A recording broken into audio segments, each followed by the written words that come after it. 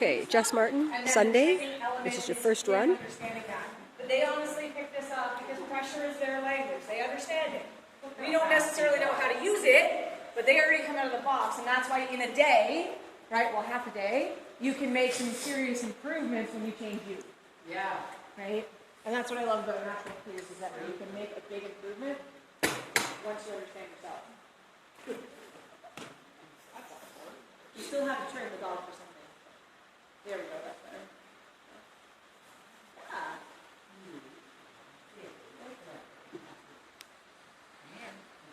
Good, that was nicer. So try reaching to the inside instead of the outside.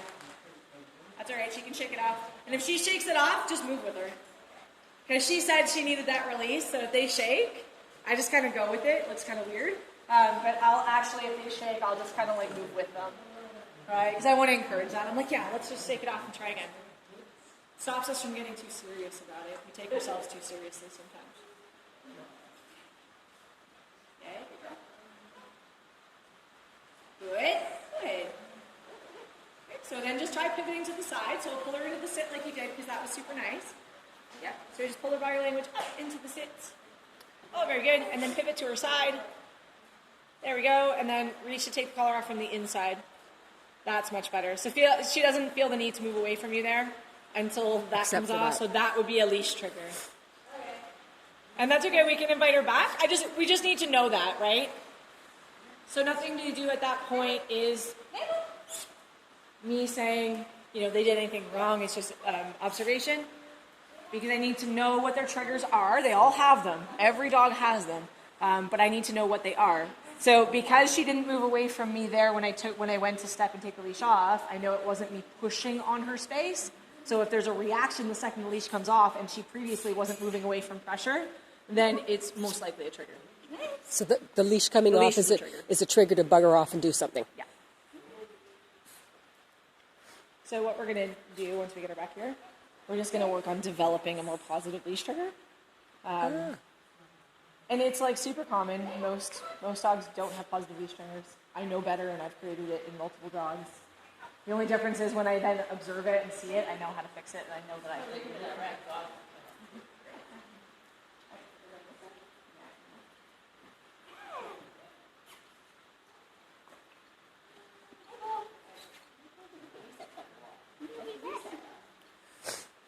Time to go back to the crate.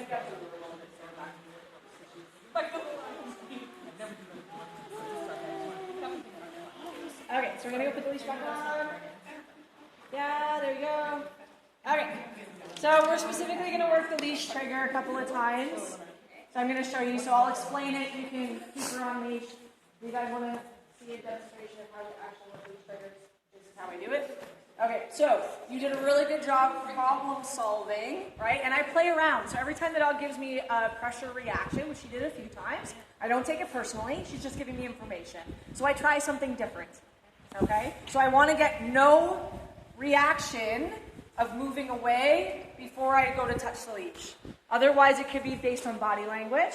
So that's why I said, okay, if in front, some dogs will not show a pressure reaction to you being in front and doing this, and some dogs will. What it will look like is the dog leaning back away from you or leaning out to the side to go around you.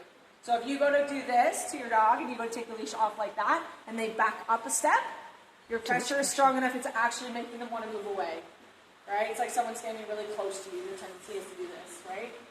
If they're shifting away from you on an angle, they're still wanting to avoid their pressure, but instead of going backwards, she's trying to go around it. So she feels a push here, and in order to avoid it, she wants to go on the outside of it. It creates a little pressure bubble, okay? So by playing around with that and going, okay, I always lean back. So if the dog gives me a pressure signal, like backing up, I'm just going to stand back up. Okay, so what that does is it tells the dog that I heard them. That makes you uncomfortable, I understand. I'll just take it off. And then I'm going to try something different. So I know that facing a dog, my feet are going towards, can be a lot of push on them. So I'm going to pivot to the side, which you did. And she was much better. Then you reached around the outside of her neck, which made you lean on top of her more. She went back to avoidance again. So that's why I said touch the inside. When you did the inside, she didn't move over at all. There you go, problem solving. And that was totally based on your dog. Each dog might be different. I know, that's what I need. Yeah, so I'm just looking at her responses, And when she gives those responses, I'm just going, okay, that was your response. It's like mental chess, right? They're doing that, and I'm going, you gave me feedback. I'm going to listen to your feedback and plan my next move. Right? How about now? How about now? How about now? How about now? How about now? Right? And I'm changing myself as much as possible until the dog says, that's much better, thank you. Right? Now, what I want to do, because what happened there, she had no aversion at all. She was nice and straight. You went to take the leash off. She did not lean away from you or backwards. So she's like, okay, like, I like this. Yeah. When the leash came off, her immediate response was, oh, God. I'm out of here. That's why I would say it's a trigger. Because it happened, she went from this to automatic. Okay? And this is why I call it a trigger. The dog did not make a decision. It was a reaction to move away. Yeah. Right? So they're in reaction mode. So what we're going to do is we're going to change that. So as soon as we go to take that leash off, we're immediately going to move away and lure. Okay? So we're going to use Cookie for this. So I'm going to make sure that she knows I have it because we're trying to override a previous trigger that is very strong. She's going to want to do it again. Okay? So I have to make myself as strong as possible. So I'm going to use super high value food for this. As soon as I take the leash off, and timing is very important here. So the second the leash comes off, you're going to back up and you're going to lure her to you. Okay? So it's going to be this. Make sure you're getting no leaning away. As soon as you take the leash off, yes. And so I'm going to lure, Cookie, and back away. So her response becomes, instead of that, becomes this. Okay? Once she comes to you, then I usually will add a little bit of excitement. So I'll spin them with the Cookie a couple of times or get them to jump up or whatever they find to be exciting to promote focus and excitement for her. Because we want both. Right? If I wanted a calming trigger, then I would get focus. And then static, so I would get a sit-down position, right? So something that's really calm, for her or calmer. With her, we're going to be like, let's go up a notch. We can always calm it down if we make it too crazy, but I prefer to start from up, and then I can calm it down after. So then once you get her here, and you bring her in, you've got her connected, then we're going to put the leash back on, and we're going to repeat that. Okay, so that's going to be how to build a new trigger. Let's try that. And how do you get this one super performance? Good, that's nice. You can see. Good, that's it. Yes, good. And then spin her around a little bit, keep her engaged. Oh, yes, good. And then you want to go to the leash. Yeah, beat the leash off while being connected, even if it's luring. I'm okay with luring at this stage because I have to redo the trigger. Good, that was nice. That was perfect. And notice that she was actually leaning into you when you took the leash off, so that's already what we want, so we're going to try that again. She's like, oh, that was super fun. It's not hard to redo it, but you have to break it down into those steps. Good. And what you'll likely start seeing, guys, is after about 3 times, her attitude's going to start changing.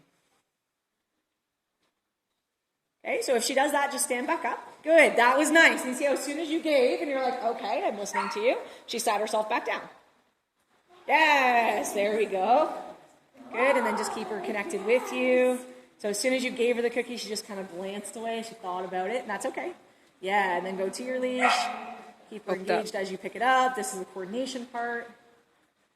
Perfect. There we go. Really good. Okay, so we're going to try that again. And each time I'm looking for subtle changes. You did a really good job there of when she kind of moved, you just stood back up and reset. She sat herself down, which is super important because that's the dog saying, I'm ready to do this again. If we're like sit or pushing into them, we add a bunch of pressure. The dog didn't make a choice. So then it gets more pressure involved in the behavior instead of less. So we're going to try that again.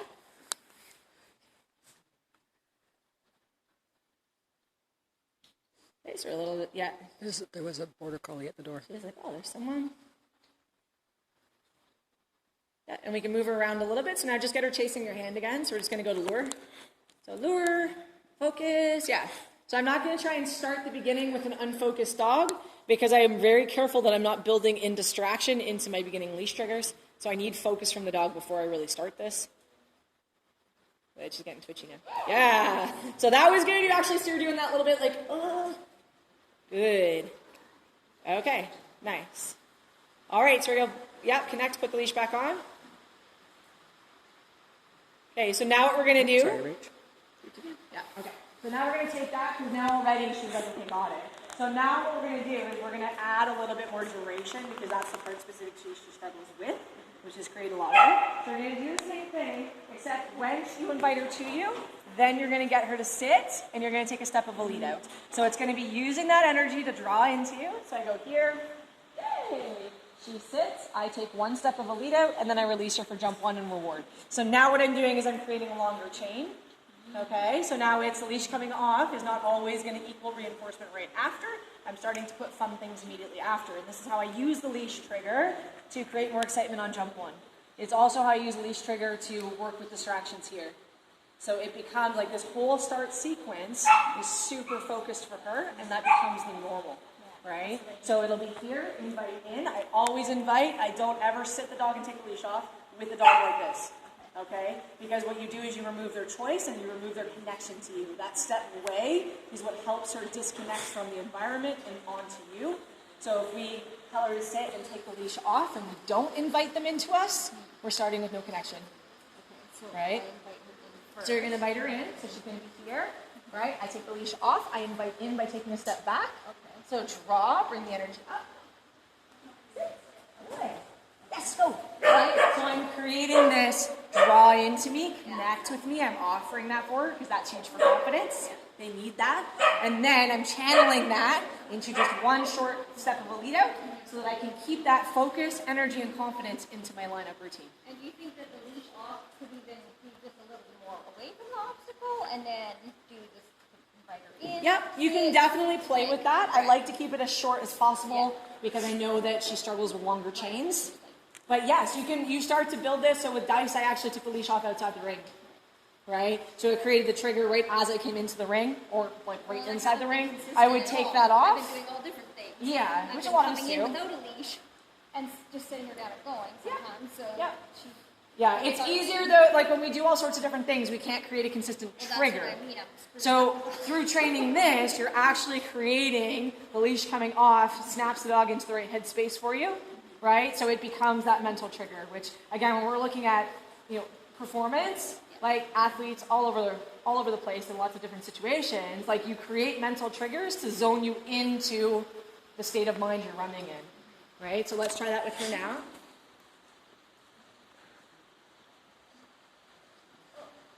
Okay, so she was leaning away from you, so we missed the beginning steps there. Yeah, we'll just reconnect. Yes, good girl. There you go, nice reconnection though. But even there, notice how she didn't avoid you? That was amazing. So that was huge. That's huge. Coming from this. So even though we kind of missed her cues a little bit, so when you took the leash off, you were facing her again and she wanted to go that way. When she went, she immediately, as soon as you connected, offered to come back. And that's what trust does. That's so when huge. you listen to them, when they leave, they don't stay gone. Right? Like, it's just such a massive thing.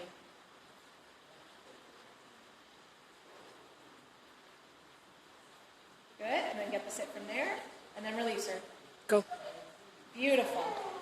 Super nice, connect her to you. Good, go to your leash again. Super nice, yes. Oh, look at her, she's like, yeah, let's do this again. You see the attitude of the dog completely changed, right? Totally. That's cool. Okay, so now what we're going to do is we're going to do that, but do your sequence, because, we fixed it.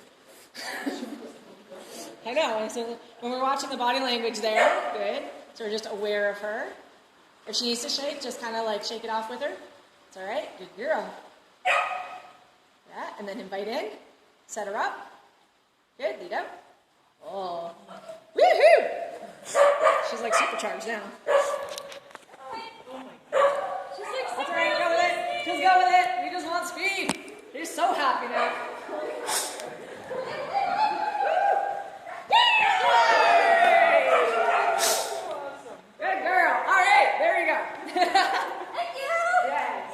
Awesome. It's layers, guys. It's layers. But when you work the small stuff,